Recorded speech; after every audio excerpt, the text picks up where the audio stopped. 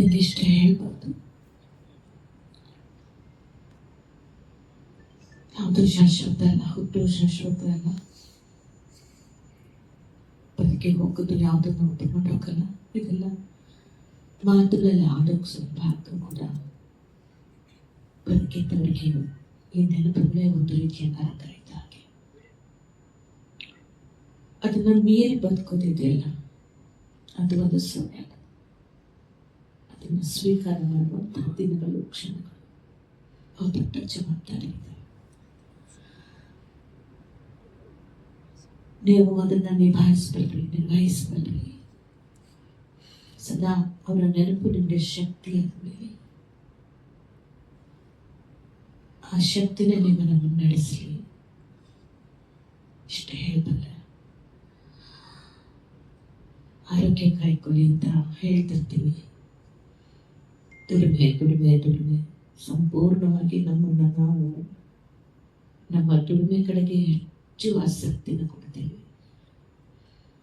ಕುಟುಂಬವನ್ನು ನಿರ್ವಹಿಸಬೇಕು, ಸಾಧನೆ ಮಾಡಬೇಕು, ಹೆಸರು ಮಾಡಬೇಕು, ಕೀರ್ತಿ ಯಶಸ್ಸನ್ನು ಗಳಿಸಬೇಕು ಅನ್ನೋದ್ರ ಹಿಂದೆ ಓಡೋದ್ರ ಜೊತೆಯಲ್ಲಿ ನಮ್ಮ ದೇಹ ನಮ್ಮ ಜೊತೆಯಲ್ಲಿ ಎಷ್ಟು ಸಾಥ್ ಕೊಡುತ್ತಾ ಇದೆ. ಆ ದೇಹದ ಕಡೆನೂ ಕೂಡ ಇವೆಲ್ಲರೂ ಸ್ವಲ್ಪ ಲಕ್ಷ್ಯ ಕೊಡಿ. ನಾವೆಲ್ಲ ಅದನ್ನೇ ಮಾಡಿರೋದು. ಬಟ್ ಹೇಗೋ ಆಯ್ತದ್ದು. ಆದರೆ ಯಾಕೋ ಇತ್ತೀಚೆಗೆ ಸಣ್ಣ ವಯಸ್ಸಿಗೆ ಹೋಗೋರು ನೋಡಿದಾಗೆಲ್ಲ ಆತಂಕ ಆಗತ್ತೆ, ಭಯ ಆಗತ್ತೆ. ನಾವು ಡಯಟ್ ಮಾಡ್ತೀವಿ, ಎಕ್ಸಸೈಸ್ ಮಾಡ್ತೀವಿ, ಒಳ್ಳೆ ಊಟ ಮಾಡ್ತೀವಿ, ಎಲ್ಲ ಮಾಡ್ತೀವಿ.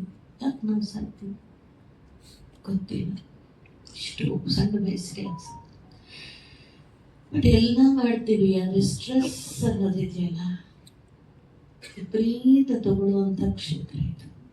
ನಿರ್ಮಾಪಕರು, ಎಸ್ಪೆಷಲಿ ನಿರ್ದೇಶಕರು, ಎರಡು.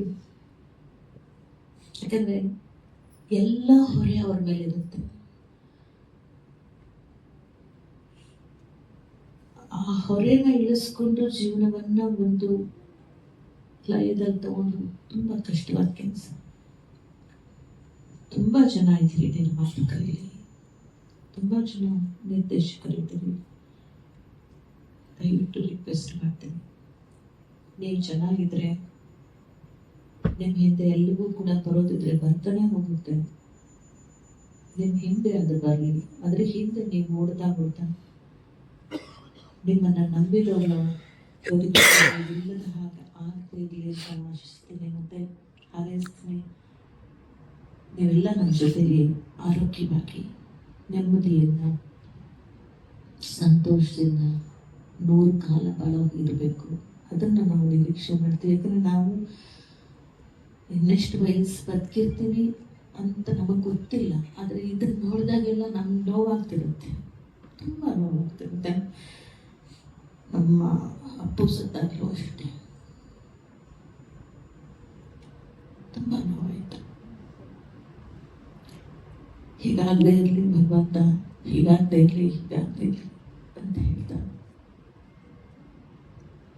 ಎಲ್ಲರೂ ಜೊತೆಲಿದ್ದಾರೆ. ಇಡೀ ಇಂಡಸ್ಟ್ರಿ ನಿಮ್ಮ ಜೊತೆಲಿರುತ್ತೆ. ಧೈರ್ಯವಾಗಿದೆ.